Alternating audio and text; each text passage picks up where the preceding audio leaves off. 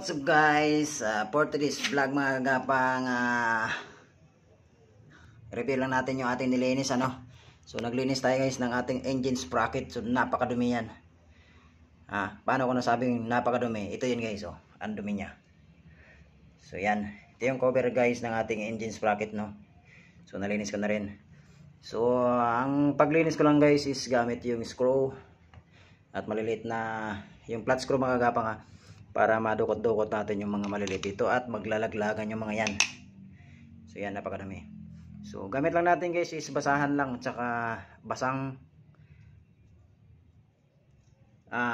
basahan o basahan gamit yan. So hindi na tayo gumamit ng kung ano mang mga degreaser dyan.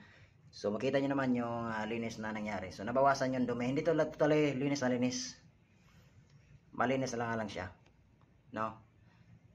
So ang iba gumagamit mga degreaser para pangtanggal ng ano dyan. Pero sa atin basahan lang at saka flat screw para matanggal natin yung mga dumidikit dyan na So yun lang mga gabang update tungkol sa ating paglinis ng ating engine sprocket. Kita nyo naman.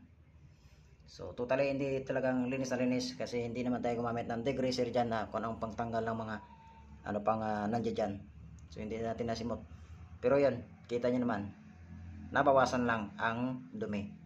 So yan, bago kayo sa aking channel, paki-like and subscribe at follow yung aking Facebook page mga gapang Maraming salamat.